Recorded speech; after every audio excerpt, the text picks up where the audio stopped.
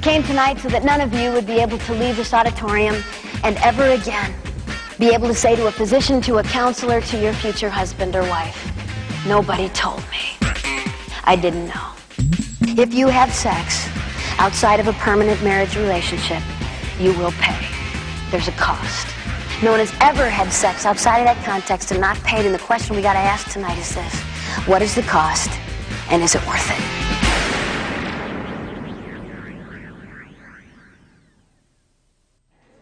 I travel all over the United States and internationally, speaking to about 250,000 teenagers a year, every year, and have learned a tremendous amount from the students that I've spoken to. Before I started speaking and traveling full-time, I spent 9 years counseling in crisis pregnancy centers in Chicago and in Minneapolis, St. Paul. And for 9 years, I would have girls in my office every day saying, "Pam, I didn't know." And if somebody would have told me that this was going to be the result of the choice I was making, I'd have made a different choice. No one told me. I began to ask these girls in my office, what could we have said? What could someone have said to you before you made your choice that might have helped you to have made a better choice? And after 9 years, I realized that there were a lot of students out there making decisions about sex, having absolutely no idea what the consequence of that choice would be. It's what we're going to talk about today. I want you to understand that I didn't come today to decide for you what you're going to do about sex. That is not why I'm here. I can't make this choice for you, don't intend to. Can't go on your dates with you, I don't have time. Okay? I mean, I can't choose for you. No matter how much we would wish that we could put you in a box, lock it, feed you through a window till you're 24, we can't. All we can do is love you, tell you the truth, hope you make good choices. My goal today isn't to decide for you what you're going to do. You can do whatever you want. My goal is that none of you would be able to leave here and ever again have to say to a physician, to a counselor, to your future husband or wife, nobody told me. I didn't know. Today you're going to be told. What you choose to do when you walk out of here is up to you. I get to start today the way I can't typically start in public school settings, and that's why it's so wonderful to be in parochial schools and be able to start this way. Students, God created sex. It's awesome. It's not a terrible thing we can't talk about at Catholic school. God created sex. That's right. Now listen up. God wants you to have great sex. He does. This is not about wrecking your fun. Now listen, you guys laugh at that, and I am going to prove it to you by the end of this hour, so you have to pay very close attention, because I'm going to have to talk to you about this again. God created sex. It was His idea, not yours. But God created sex with boundaries. And when sex happens within boundaries, it's awesome. When it happens outside of boundaries, it's horribly, horribly destructive. Help me out. What is the boundary or the context for which God created sex? There's the right answer. Most of you don't believe that. You know how many church kids I've had in my office for years look at me and say, but we loved each other. So, God did not create sex for love. That is not the boundary. God created sex for one context and one only. It's permanent, lifetime commitment, marriage, not love. Students, I'm going to say out loud something that if someone would have come to my parochial school when I was in high school and said out loud to me, I would have thought one of two things about that person. Either they're crazy or they're old. I am both. Here comes the words. I'm going to say out loud what David says in the Psalms, and I believe this with all of my heart. I love the law of God. I delight in the law of God. The law of God is like honey on my lips. I love God's law. I'll tell you why I love God's law. 2 reasons. Number one is it protects. No one gets hurt. There is no disease. There is no pain. If everyone abided by the law of God, we wouldn't have trouble. Think with me about a world where I could be in a relationship with you and trust everything that came out of your mouth because no one ever lied. Think with me about a world where women weren't raped, children weren't sexually abused, couples didn't split up because they didn't love each other anymore and leave children abandoned.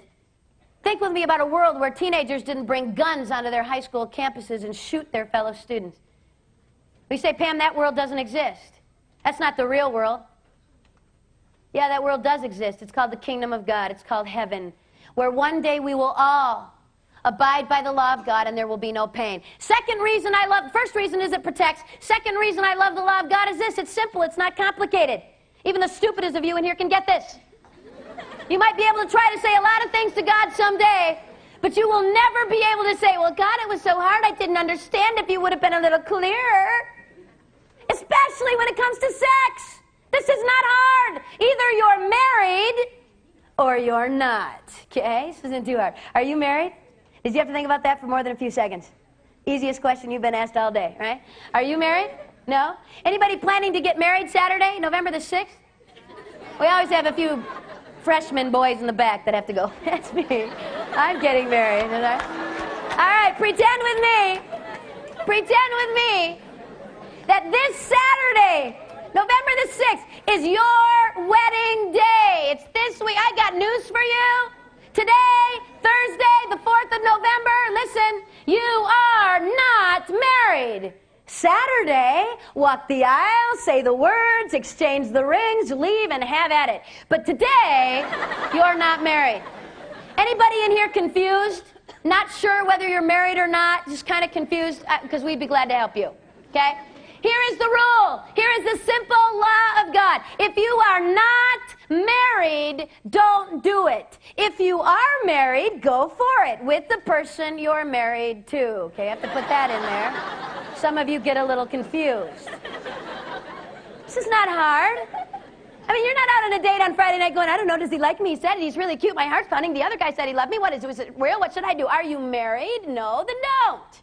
If you forget everything that I tell you today, and you can only remember one thing from me, this is what I want you to hear today. If you have sex outside of the sacrament of marriage, if you have sex outside of one monogamous, and monogamy does not mean one at a time, one partner who has only been with you.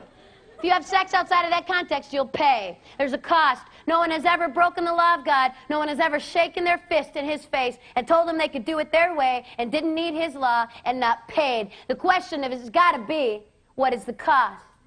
And is it worth paying? We're going to talk about the physical and the emotional cost today. Physical cost, help me out today. What are most teens who are having sex afraid of? What's their biggest fear?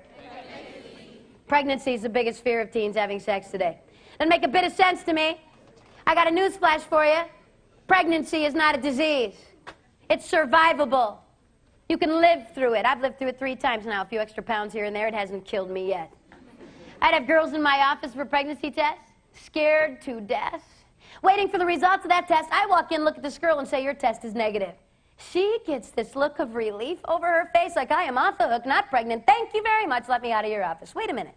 Have you been tested for syphilis, gonorrhea, herpes, chlamydia, trichomonas, vulvodynia, arthritis, hepatitis B, hepatitis C, HPV, HIV? Have you been tested for that? Me? You know, I live in Mission Hills.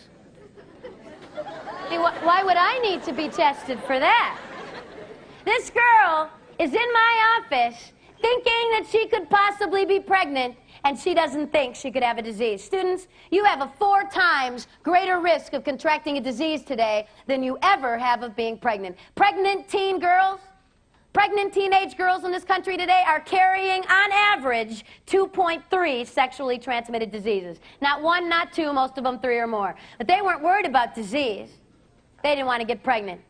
Every school I'm in, without exception, I will have a girl write me, email me, or come right up to me and say this. Well, my mom found out I was having sex, and so she put me on the pill. Or Norplant, or Depo, fill in the blank. What's that protecting that girl from? What's birth control protect you from? Pregnancy. That drug, that hormone that this girl is taking has just made her 10 times more likely to contract the disease than if she were not taking that drug. This girl's going to end up sterile or dead. Thanks, Mom. Glad you cared. Pregnancy is not the worst thing that could happen if you decide to have sex. Far worse things than that. However, over 9 years, I had to tell a lot of girls that their test was positive. Immediately, they wanted an easy, painless way out of this pregnancy they didn't plan. I have to look at this girl and say, guess what? Your choices at this point are bad, terrible, and even worse. Those are your options. You had a good choice. That was before sex.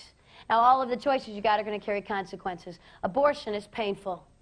I've counseled hundreds of women, 5, 10, 15 years after an abortion, still hurting. I've counseled teen girls with anorexia, bulimia, depression, suicide, because of an abortion I couldn't take back. So last summer I had to deal with a 20-year-old girl, the most painful things I've ever seen and witnessed. Underwent an abortion at 18 weeks, dilation and an evacuation. The abortionist dilated the cervix, entered her uterus with a very sharp instrument that looks a little bit like pliers or tongs, and literally ripped the child out in pieces. In the process of performing this procedure, he perforated her uterus, grabbed a hold of part of her bowel, and yanked it right through her vagina. She was hemorrhaging. In order to stop the bleeding, they rushed her to an emergency room where they did a radical hysterectomy. This 20-year-old will never have children. Not only that, they had to do a colostomy. She's going to go to the bathroom in a bag on the outside of her body for the rest of her life. A safe, legal, little fix to a problem. No way. Abortion hurts women. Parenting is not easy. Just last May, I had a 7th grader at a middle school I spoke at, 12 years old, pregnant with twins, delivered in July. It's going to be a lot of difficult years. 80% of teenage girls who choose to parent children while they're teens will live below the poverty level for at least 10 years, most of them for the rest of their lives, and 90% will never attend or graduate from college. 90%. And 10 out of 10 of those girls sat in my office and said, not me. Well, Pam, I'm going to finish high school, work full-time, go to college, be a doctor. Life happens to most of these girls. The #1 indicator of poverty in this nation's students has nothing to do with race or where you live. The #1 indicator of poverty in our country today is single-parent households in the age of that young girl when she began parenting alone. Serious responsibility, girls. Guys, in case you've all fallen asleep now, because we're talking about pregnancy and this does not involve you. Young men, you get a girl pregnant in the lovely state of California or any other state in this nation whom you are not legally married to. Not who you like a whole lot, okay? But a girl who you're not married to. Guys, you need to understand that you have absolutely no legal right to the choice she makes. This girl can do whatever she wants. You have no say. And suing her for stealing your sperm might prove a bit difficult. Try.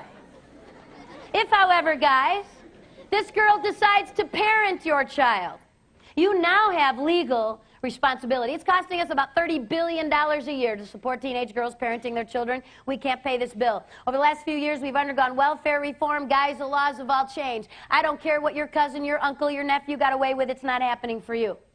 We are now requiring in all 50 states the Social Security numbers of both parents on every birth certificate of every child born in this country. Girls will no longer be allowed to say, I don't know who the dad is. I don't feel like naming him. We will have your Social Security number on the birth certificate. Guys, if you are named as the father of a child, you'll be notified by your county. County's going to send you a little note saying you've been named as the father of this child, born to this girl, on this date. You will have between 60 and 120 days to show up at your county and say, it's not me. And she pulled my name out of a hat. I do not know that girl. That is not my kid. They'll do a blood test. If the blood test, in fact, proves that you are not the biological father, they're going to go back to mom and say, sorry, try again. So we have somebody's Social Security number on that birth certificate. Why did we change the law, guys? Why do we want that number? So we can let you know when your kid starts kindergarten? Send you a nice little note? Money is what we're after, guys. It's going to cost you over the next 18 years between $60,000 and $80,000, and your pay will be garnished. If you are not working, you will incur debt. And when and if you ever do get a job, it's coming out of your paycheck. This is a serious responsibility, young men. Better think about that before you have sex. After, if you're not married, it's too late. Key word there is marriage. If you're married, you've got all the choices in the world. If you're not, you don't. Third option a young girl has if she finds herself pregnant, which I happen to think is one of the more positive options available to girls today, but not without pain. It's going to carry consequences. It's adoption. The ability of a young girl to take the child she's carried with her for 9 months and loves with everything she is, to say, I want what's best for my child, and I'm not it. And I am willing to go through this pain to give my child a family. It takes a lot of courage, a lot of maturity, and a lot of love. 2 million requests for adoption will go unanswered every year in this nation. Girls, please hear this. This is primarily going to affect you. Infertility, the inability to have children of your own biologically, has risen over 500% in the last 8 years, in the 90s alone. In fact, we are now spending $4 billion a year on fertility treatment, and we have had more multiple births in the 90s because of fertility drugs than in the entire history of our nation up to this day. We've got so many more couples who can't have children and no infants available. Average adoption now takes between 8 and 10 years and costs between $10,000 and $20,000. It takes a lot of love for a girl to give her child a family and to give that couple the privilege of being parents. 34 years ago in Michigan, a young 15-year-old became pregnant. She had a lot of difficult choices to make, maybe more so than some young girls. She was raped. Abortion was legal in the 60s for rape. But this young girl chose to give her child life and then to place that child with an adoptive family. And that child was me. My biological father is a rapist. I don't even know my nationality. But I am still a human being. And I still have value. And my life isn't worth any less than any of yours just because of the way I was conceived. And I did not deserve the death penalty because of the crime of my father. And I've listened to the rhetoric all my life. And I've listened to people say, well, every child should be wanted and planned. Well, I wouldn't have an abortion. That's terrible. But if it were rape, well, then you're a mistake, Pam. I don't believe that. I believe that every child is wanted by someone. And I believe that God, in His mercy, had a plan for me. And I can't explain it to you. And you can't explain it to me. And I've asked all the hard questions. Don't think I haven't. Did God plan me? Did God plan rape? Because I don't know if I'd serve a God that did that. Did God look down that night in November of 1964 and say, oops, what am I going to do with that? I don't know. But let me tell you something I do know, students. I know that my God is so awesome and so amazing that He is capable of taking your worst pain, whether it was something that you chose or whether it was something that was done to you. And my God can make something very beautiful come from that. It's called amazing grace. The ability of God to take even the pain in our lives, the ashes of our lives, and make something good come from that. I don't know how and I don't know why. I just know He can. I've not met my birth mom. Someday I hope to. If I don't meet her here on earth, I'm going to meet her in heaven. I've been praying for her since I was 4 years old. And when we meet, I'm going to wrap my arms around her and I'm going to tell her I love her because she loved me. Loved me enough to give me my life. And then loved me enough to give me the next most special gift I was ever given. And that's my family. Since I wouldn't want any of you sitting in this room to ever have to make a choice like this. I've spent 9 years of my life walking girls through these choices. There is no easy way out. The best choice is before you have sex. After that, it's going to get really tough. But please hear me today. If you, someone you care about, were to find yourselves pregnant you didn't intend to be, please get some help. Please don't walk through this alone. Crisis Pregnancy Center should be close to you. Where you can find it, the best way to do that is to look under your yellow pages, under abortion alternatives or pregnancy counseling. Look under the listings, find out who is doing the counseling, give them a call, and get some help. Don't walk through this alone. Pregnancy is survivable, though. We can live through that. I could walk you through that. That is not the worst thing that could happen if you decide to have sex today. Far worse things than that. Today, November 4th, today, in the next 24 hours, 12,000 teens will contract a sexually transmitted disease. Today. 12,000 more tomorrow. 12,000 teens who got up this morning and said, like some of you sitting in this room, that's not going to happen to me. Fam, that happens in Los Angeles and San Diego and San Francisco and Sacramento and scary schools like St. Paul, but we're okay here at Alameda because it doesn't happen here. You're wrong. Since in the 1950s, we had 5 sexually transmitted diseases we knew about were treated. 5. You could count them on one hand. Go find a grandparent. Go find someone who grew up in the 40s and 50s. Ask them. Were there STDs when you were a kid? I mean, did people have them? Talk about at school? Have classes? Have wellness day? Oh, yeah, sure. There were sexually transmitted diseases. Got a shot of penicillin, moved on. It's a new world. Today we've got over 30 sexually transmitted diseases. 30% of them absolutely incurable. That means you get one of these diseases and you've got it for life. Which is a lovely thing, guys, when you're getting ready to get married. Found this girl you love. I mean, this is it. She's the one you want to spend your life with. All those other girls, that was just messing around. This is the real thing. Pull out that diamond, look her in the eyes. If you're really cool, young men, you'll get on your knees. And you say, marry me. By the way, I've got genital warts. You'll get it too. And we'll both be treated for the rest of our lives. In fact, you'll probably end up with a radical hysterectomy, cervical cancer, and possibly death. But marry me. Well, I'm excited now. Thank you for sharing. Isn't that what you want to tell your spouse? Lovely. HPV, genital warts, syphilis, gonorrhea, herpes, chlamydia, trichomonas, vulvodynia, arthritis, hepatitis B, hepatitis C, HIV, list goes on and on and on. These are serious diseases, students, with serious consequences. Please hear me this morning. AIDS is not the only disease out there, and it is certainly not the only disease that's killing people. And yet we still have teens who actually think, well, if I don't get pregnant or I don't get AIDS, well, then I don't have anything to worry about. No way. No way. I was speaking in Ohio and got about 185 emails in September from a bunch of people telling me I needed to watch ABC.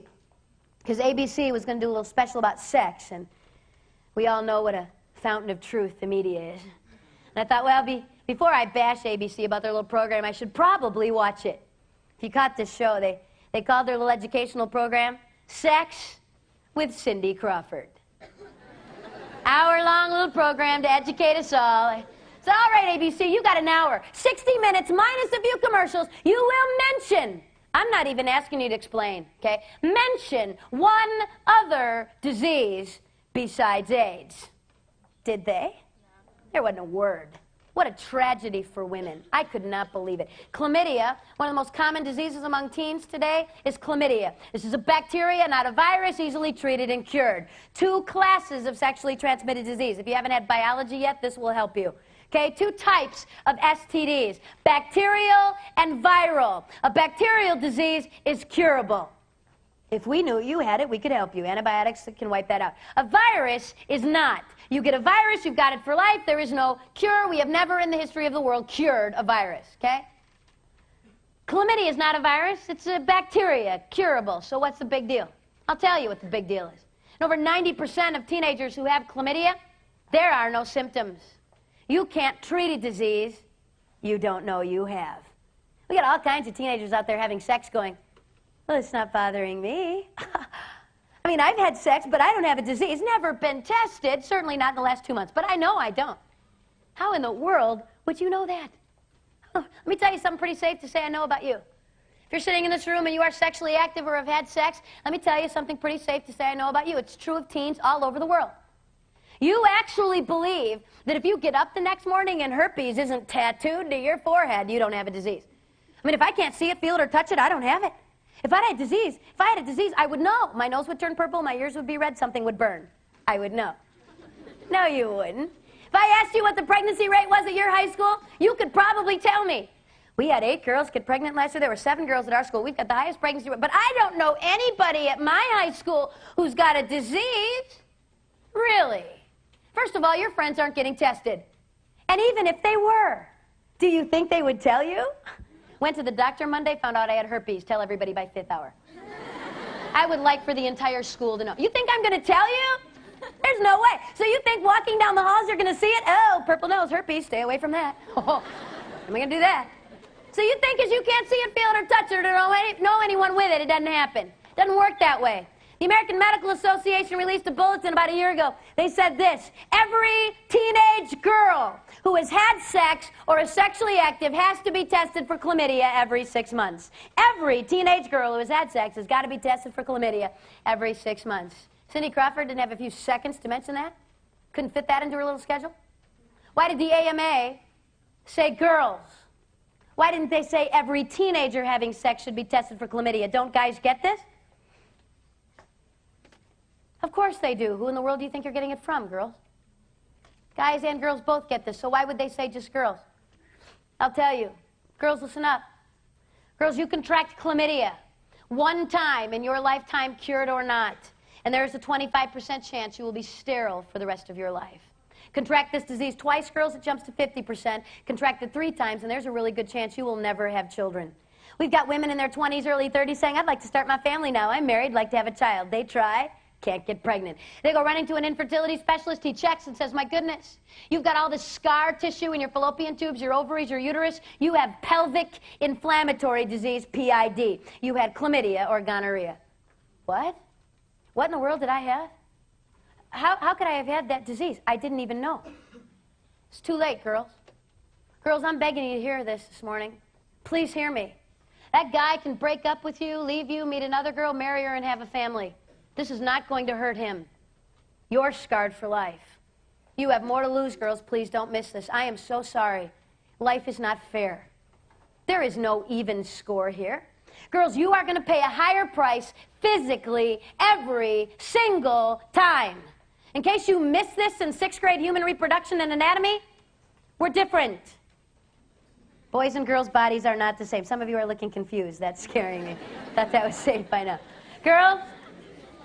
Girls, you all have an open sexual system. The guys sitting in this room all have closed sexual systems. Girls, you are easier to infect and easier to damage on a permanent basis. It's the way you're made. Girls, you have to release an egg from an ovary. It has to make its way through a fallopian tube that cannot be scarred in any way. If that takes place and conception takes place, this conceived egg now has to attach itself to your uterine wall. There can be no infection or scarring of your uterus. If it's able to receive the nutrients it needs, baby grows for 9 months, you deliver.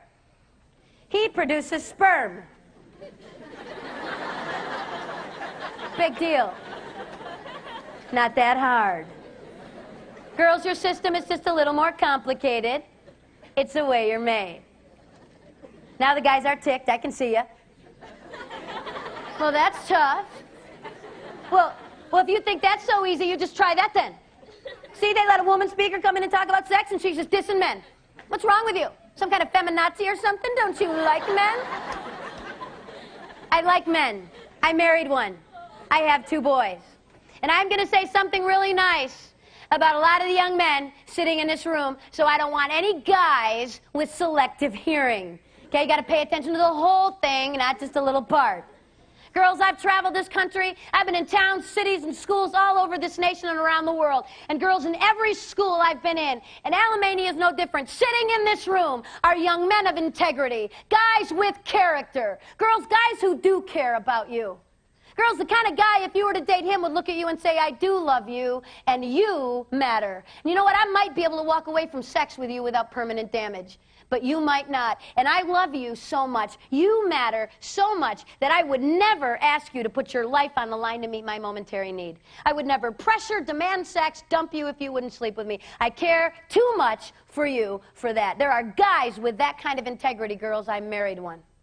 Unfortunately, as a small word of warning, there are some guys who don't care. As long as they don't get hurt in the long run, they're going to say all the words. I love you. Well, everybody else is, dude, I can't live with it. If you won't, she will. I'll die. You're not going to die. Nothing will fall off. You will live. Real love respects. Love doesn't pressure, damage, hurt, take, and walk. It's not love.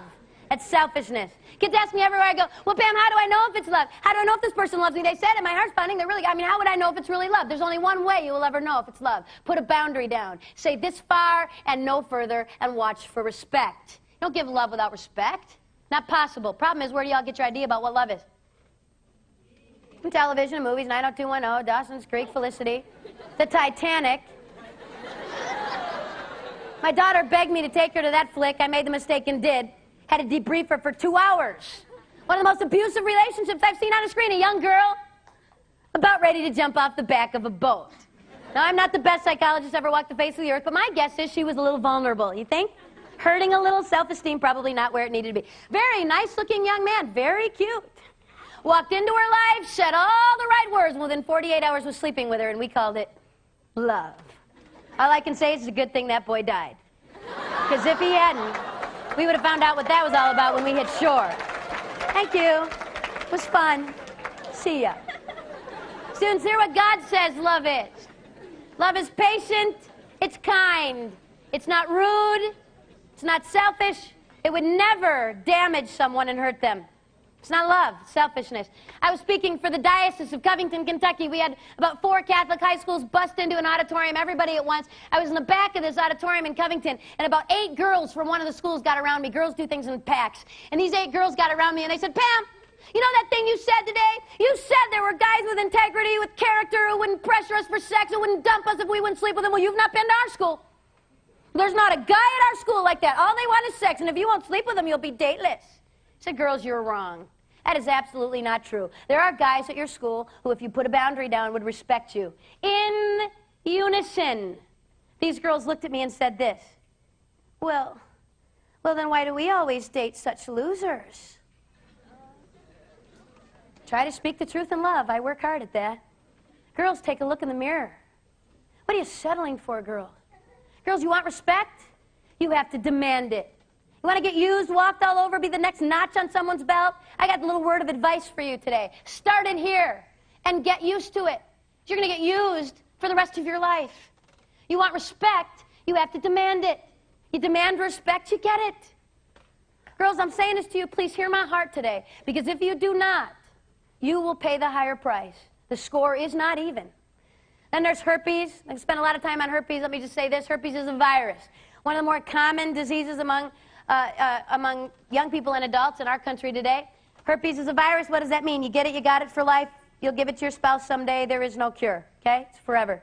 Basically, it's sores on your genital area that reoccur on occasion throughout your life. We used to think it was, you know, that was no big deal. Actually, it's so common now that we have to endure commercials.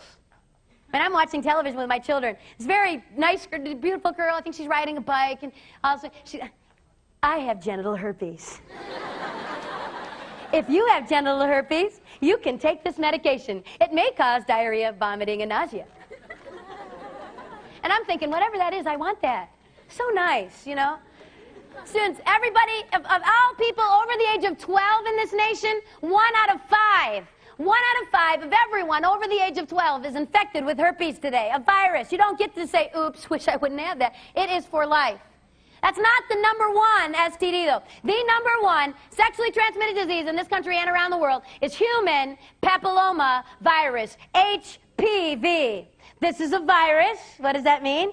You get it, you got it for life. No cure. You will give it to everyone you have sex with after infection. This is not only the most common virus, this is the most contagious. Not transmitted the same way as HIV. We'll talk about that in a minute. Street name for HPV is genital warts. Basically, warts on your genital area that need to be burned off periodically, either through laser surgery or chemicals. We used to think that was the only big deal. It's kind of gross. Have to have some warts burned off now and then, till we realized a few things about this. #1 is this. You can have this virus, and you can be giving it to other people without ever having warts. In fact, the most cancerous strains of this virus don't produce warts at all. Girls, if you do get warts or lesions as a result of being infected with this virus, typically girls, they will be on your cervix. When was the last time you saw your cervix? I had an 8th grade boy in Detroit look up at me and go, I don't know. Said, you don't have one, honey, breathe. Girls, this is not a part of your body. You can see, okay? I know that when I say genital warts at a high school, I know I've got students sitting in this room who've had sex who in your mind are going to do this. Well, she said that wart thing, and I have never seen a wart down there. I don't have that. If you have not been specifically tested by a physician for the virus, and hear me very carefully, to be tested for the virus is a very expensive blood test that is almost never done. Certainly never done at free clinics. And so we got all kinds of kids going, well, I got tested. I went down to the free clinic, paid $5, and I don't have anything. Absolutely not. We can't afford to test you for the virus. What we do is require all women who've had sex to undergo a pap smear yearly, at least, if not every 6 months, to in fact make sure that you don't get the eventual result of the virus, or possible result of the virus, which is cervical cancer. Guys, this is, HPV is kind of annoying, and having warts burned off your genital area on occasion is painful, I'm guessing, I don't know, but I think it probably would be. And I would hate to have to be there when you had to tell the girl you loved and want to marry that you were going to give this to her. That won't be any fun. But you're going to live. Girls, this is a big deal for you. HPV is the #1 causal agent of cervical cancer in women.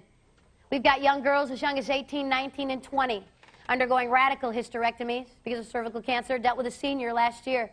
Came up to me, was being real tough.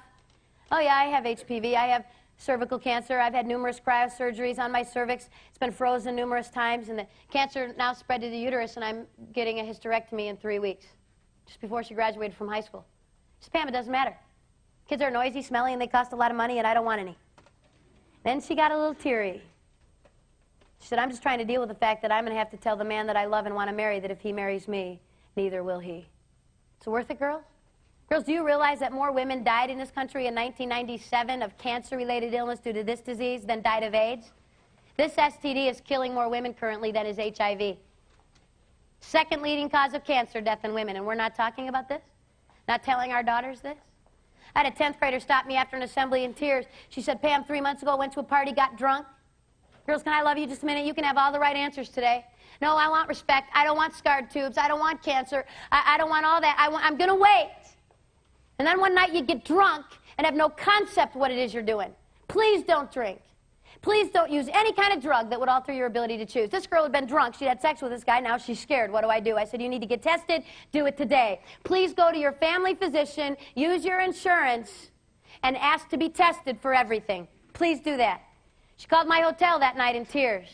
She said, Pam, I have HPV, visible warts on the cervix. They didn't even need to wait for a blood test. For life. She's going to give this virus to everyone she has sex with from this point on. Who knows what it'll mean to her ability to have children, cancer, we don't know. And in tears, she said this. Well, why didn't you come to my school 3 months ago? Nobody told me this. Didn't know. Hung up the phone, sat alone that night, and thought, would she have heard me? Think she would have listened? Or would she have sat like hundreds of teens and still found a way to say, it's not going to happen to me? Students, you're not playing the same game I was playing. You're not playing the same game your parents were playing. Good morning, it's not 1974. If you'd have graduated from high school in 1967, maybe we have some staff here who can remember that year.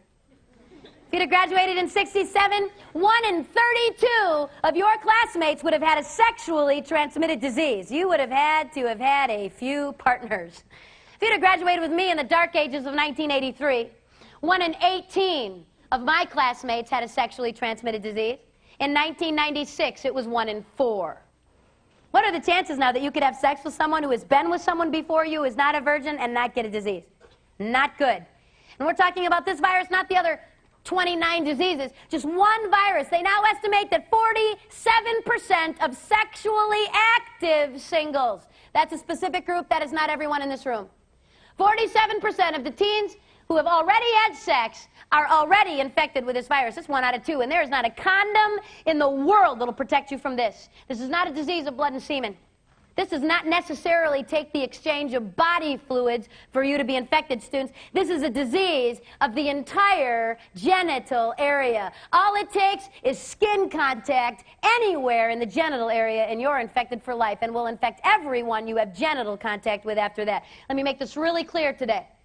It doesn't take sex.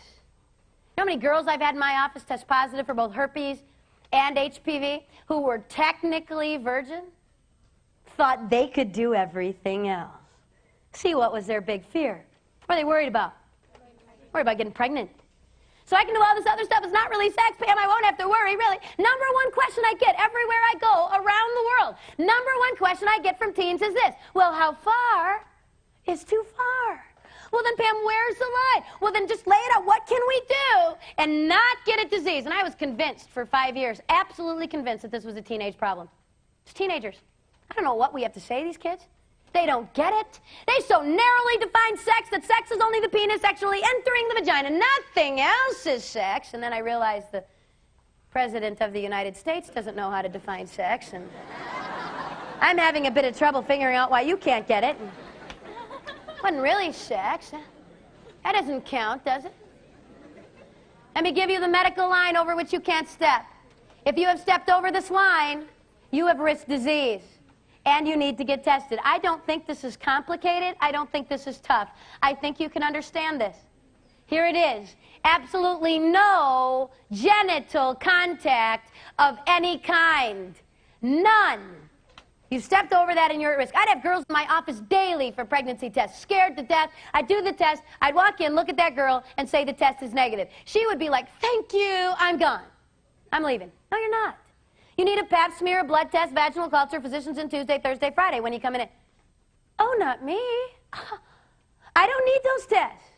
Yeah, you do. Well, no, see, Pam, I've only been with my boyfriend, and he has only been with me. Oh, that's good. How do you know that? He told me. It's good. Did you ask the right question? Students, please realize this. It is never good enough to ask a partner if they've had sex before. That is not good enough information. You have got to know whether on any occasion that person has ever had genital contact with anyone else besides you. If they have, you're at risk and you need to get tested. Is that clear? Anybody confused? Because I don't want you confused about that. Then there's HIV. I'm not going to spend a lot of time on this virus. I'm going to remind you this. HIV is a virus that causes AIDS. It's deadly. You don't want it. This is an equal opportunity virus, hurting the guys as much as it is the girls. In light of that, what have you been told to do to make sure you don't get this particular disease that will kill you? If I said safe sex to you, what would some of you say? Condoms. Hey, sure, Pam. I don't have to worry about disease. I can sleep with 18 people. I got a piece of latex. Safe. Unbelievable. Students, the only safe sex is a safe partner. Someone who has never had sex. Or if they have, hear me very carefully, it has been at least 3 years from the last time they had sex of complete abstinence. Please have them tested with their blood, viral testing, to make sure, in fact, that they are not carrying a disease. That is the only way you will ever know that you won't get a disease. And saying no to sex won't hurt you. Once you've said yes, you've lost all guarantees. I was speaking in a state in the Midwest, got a call middle of the week from a superintendent in Western New York. He said, Pam, we've had a tragedy. We need you to get to our school this month. I said, I'm booked through the end of this year and next. I will put you on a waiting list. I get cancellations. You're at the top of my list. Hung up, thought I'd taken care of that. 2 hours later, the middle school principal called. He said, Pam, I know you've already told my superintendent that you won't come to our school, but our school's a morgue. I can't be on a waiting list. I can't wait till next spring. Please rearrange your schedule. 3 weeks later, I flew to Jamestown, New York.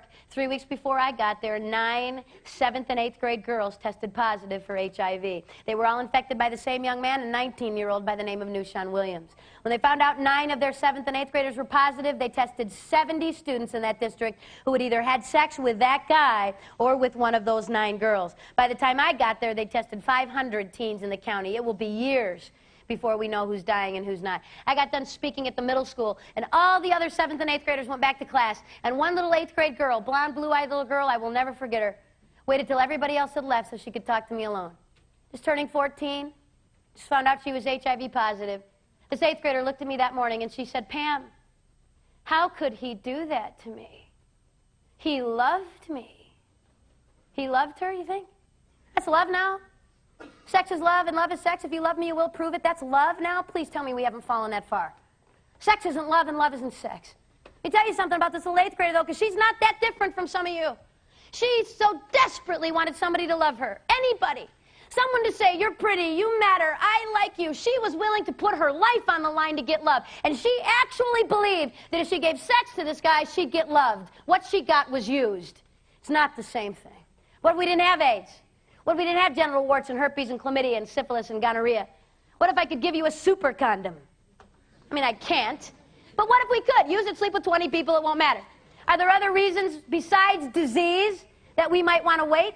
I think so. See, I'm stupid enough to think that sex is more than a biological act to meet a biological need, more than a hormone you can't control, an itch you've got to scratch. It involves more than just your physical body. It involves everything you are. God called it a one-flesh experience, the taking of 2 unique individuals and bonding them for life. 1 Corinthians 6:18, these are God's words and not mine. Please hear them.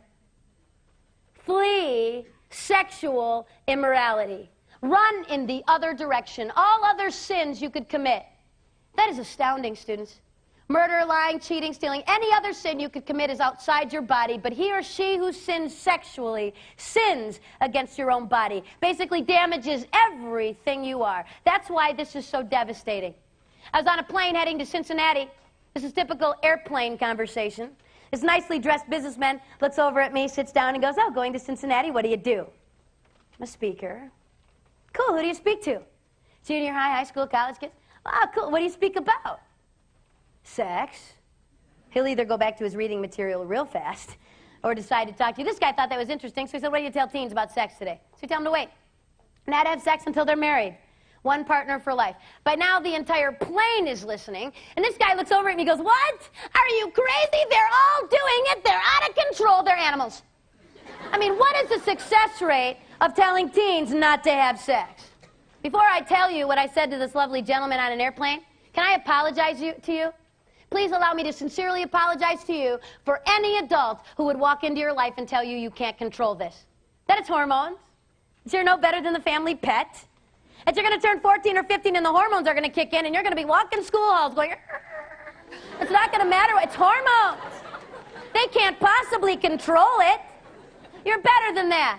You can say yes and you can say no. It's a choice. You choose. This astounds me. Girls especially are bad at this. They'll come up to me and they'll go, well, Pam, I was going to wait and I really didn't mean to have sex with those 8 guys, but it just happened. My favorite one is this one. It was an accident. What, were you walking to get your mail naked and some guy was jogging by, he was naked? That would be an accident. This is not an accident. This did not just happen. You chose. You can say yes and you can say no, okay? First thing I said to this guy, back to the plane, first thing I said to this guy was this, buddy, everybody's not doing it. That's a lie. Thousands of students all over the nation are choosing to say no to sex until marriage. I stood in the Dome in Atlanta with 40,000 students and over 1 million commitment cards signed by teens across this nation saying, believing that true love waits. I make a commitment to God, myself, my family, those I date, my future spouse, and my future children to remain sexually pure from this day on until I enter a sacramental marriage relationship. We stacked those cards from the floor of the Dome through the roof. Twice. There are thousands of teens who aren't having sex. How unfair that we would say everybody's doing it. Not true. Second thing I said to this businessman on the plane was this. Buddy, I don't care how old you are or how old I am. Your yes to sex and mine doesn't mean a darn thing if we don't know how to say no. Anybody can say yes. It takes no talent or ability. It takes character, integrity, and self-respect to say no. Students, I sat where you're sitting. I went to parochial school. I had parents who loved me a lot, parents who told me what God said about sex. They said, Pam, God says don't have sex, don't do it. School said that too. This was the extent of my sex education. God said don't do it, end of discussion. And actually, that should be enough. Should be enough. You know, in all my discussions and all my thoughts about sex outside of marriage before I got married, I thought this, and I missed a piece. And I want to give this piece to you. See, I thought that I'd have to say no to sex until I was married. It would be so hard, take 185,000 cold showers, beat people up with sticks, and then someday I would get married and I would never struggle with sexual temptation again. It would be over. See, because married people don't struggle. Once you put this wedding ring on, there is no temptation. Marriage is happily ever after, excitement, heart-pounding romance. All the time. There's never a moment that I look over at my husband and go, I married that? And I am just so beautiful and gorgeous. There will never be a woman more attractive than me. Not for 50 years, ever. Really? You think so? Come on. Marriage is work. Marriage is tough. Marriage requires sacrifice and it requires integrity. What in the world, adults? What in the world made us think in the 70s and 80s that we could sleep with whoever we wanted? No big deal. Sex was free. Sleep around. And then someday we'd put a white dress on, a white tux on, and the magic discipline fairy would sprinkle dust on us. And now we would be able to control what we never controlled back there. Did it work? No. And many of you sitting in this room have experienced the pain of infidelity and adultery. You've watched families be ripped apart because someone didn't have control. I was speaking at a parochial school, and a senior waited till no one saw him speaking to the sex speaker after school when he was pretty sure it was safe. He said, Pam, I want to talk to you. You scared me to death today. So what's the deal? He said, first of all, I want you to know I'm a senior. I've been dating this girl for 2 years. I love her. She's awesome, perfect, beautiful. I'm going to marry her. She's everything I ever wanted. One of the reasons he told me he was going to marry her is she wouldn't sleep with him. She had integrity. That was important to him and the girl he married. I said, you said I scared you, buddy. What's the deal? He said, well, just before school started this fall, my buddy and I were over on this college campus. We were there for college days. We were hanging out in the dorms that weekend, and this college freshman, she threw herself at me. What was I supposed to do? I regretted it. I wish I hadn't done it, swept her under the carpet until you came to my school. He said, Pam, I'm going to get tested. I'll do it this week, I promise. But I'm afraid you're going to tell me something else. I'm afraid you're going to tell me I need to tell my girlfriend what I did. Oh, yeah, you will. Yeah, but she threw herself at me. I have moms tell me, moms are good at this, you were really hard on the boys. You were just so hard on those boys, Pam. I mean, have you seen girls lately? Have you been on a high school campus lately? Yeah. Have you seen the way these girls dress? Just take me now. What is my little boy supposed to do? Fleeing might be an option. I don't know. Running in the other direction, I'm thinking. It's tough. I don't know what you should do. I looked at this guy, the senior in high school, and I said, buddy, You want to go 7 years down the road with me? Let's go 7 years down the road. You've married this awesome, beautiful little girl. You got 2 beautiful kids. Your job takes you on the road. I know what that's like. I'm in hotels 14 nights a month. You're tired, exhausted. You've had a long day. You just want something to eat. You go down to that restaurant bar thing, you bring a book. You're minding your own business, and some woman walks up and throws herself at you. You're going to call your wife later and say, sorry, honey, but she started it. It was not me. Is that going to fly in your house? That doesn't fly in mine. Young man, the integrity you show yourself, the discipline and control you show yourself and every girl you date is very indicative of what we can expect from you long term. What do you think, some magic was going to happen with a ceremony? Girls, the respect and integrity you show yourself and every guy you date is pretty indicative of what we can expect from you long term. It starts right here. A lot of you haven't heard your worth waiting for. Hear it from me. The person you're going to spend your life with is worth your very best. Some of you sitting in here are thinking, well, this talk was not for me. You're just too late. Well, I wish I would have heard this 3 years ago, 4 years ago. I wish I would have heard this 6 months ago. If you're sitting in this room and you've had sex and you've been tempted to tune me out, I need you to tune me back in. You've got the same choice to make today as everyone else in this room. I'm not really as concerned with what you chose to do before you walked in here. I am really concerned with what you choose to do when you walk out. And the first thing I want to say to you is that there is a God who loves you, who wants the best for you, who has given us rules and standards in order to give us that best because he didn't want the pain. Let me tell you something else about this God. He knows that there will always be people who will do it their way. And that's why he provided his son as a sacrifice for us when we blow it. But you know what? You've got a choice to make. You can either come to God today and say, God, I'm sorry. I did it my way. I didn't understand. I want you to forgive me, and I want to start over. See, repentance, my friend, is not, the sacrament of reconciliation is not, I'm sorry I got caught. It is not, I feel bad because I hurt someone or I hurt myself. The sacrament of reconciliation is calling sin, sin, saying, God, I agree with you about my behavior, and then turning 180 degrees and going in the other direction.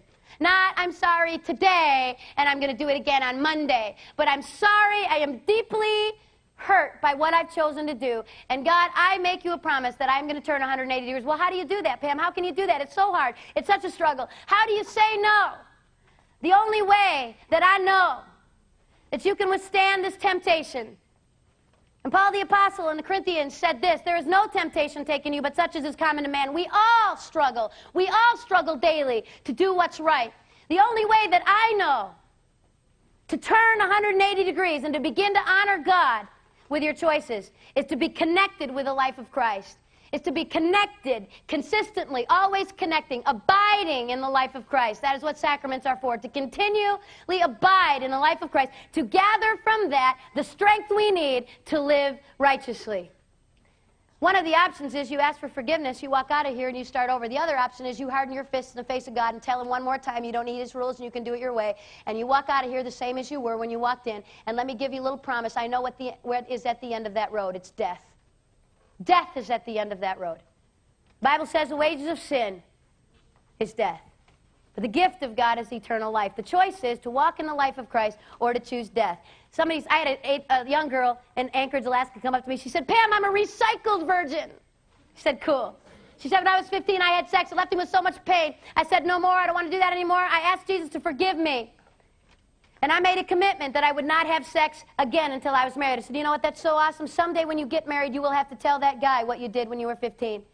But hear me very carefully. You're going to be able to look at that guy, and you're going to be able to say, for the last 3 years, 5 years, 7 years, whatever it is, I have waited for you. I've practiced discipline in my life. I can be trusted. And we're going to know what kind of damage was done. We've had some years to make sure she's okay. You can walk out of here and keep doing what you've been doing. That's a choice you need to make. Or today, you can say no more. Someone's going, yeah, but Pam, you don't get it. I mean, if I went back to my boyfriend or girlfriend and told them I loved them, I love them. I don't want to break up. I want the relationship, but not the sex. They'll dump me. I mean, if I won't sleep with them, they'll find somebody else. The relationship will be over. Really? What's your relationship based on? It's based on sex. Want to test a relationship that's sexual? Want to find out whether or not they love you? Do you want to know? I got a challenge for you today. Stop. See what's left. If they love you, they will still be around. If not, you've just learned, my friend, what you need to learn about that relationship. If you're sitting in this room and you have never had sex, you still have your virginity. And if my stats are right, that's at least half of you. If you're sitting in this room and you still have your virginity, I want to say this to you this morning. And I want to say this because I know you don't hear it very often. Please hear it from me today. Good for you. Good for you. You have something so special and so valuable. It is worth whatever it takes to get to your marriage with no past, no fear. It's not going to be easy. You're going to get laughed at. Kids are going to say to you, you're not having sex. Everybody else is doing it. I told you that God wanted to give you the best and God wanted you to have great sex and you laughed at me. This nation spent $5 million in 1996 and 97 to find out who's having the best sex in this country. University of Boston, Chicago, UCLA. Guess what every study, $5 million produced? This was so unbelievable. Rolling Stone magazine's freaking out. They can't believe it. Matt Lauer's chin is dropping. This can't possibly be true. Guess who's having the best sex in this nation? Christian, married, monogamous women. Yes. You know what they're calling it? They're calling their studies Revenge of the Church Ladies. It's hilarious. Students, can I tell you something? God loves you. God wants the best. And this morning I have set before you life and death. I cannot choose for you. No one in this room can choose for anyone else. What I'm asking you to do is to think. You deserve the best. Never settle for less than that. You deserve respect. My heart cry to you is that you would choose life. Choose life, that you and your children and generations to come might live. You guys have been awesome. Thank you for your attention. God bless.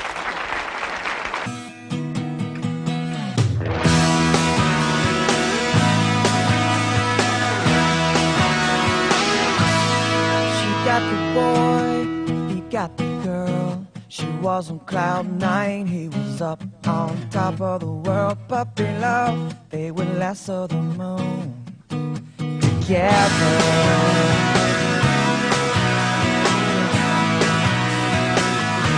He found another girl when she had their boy.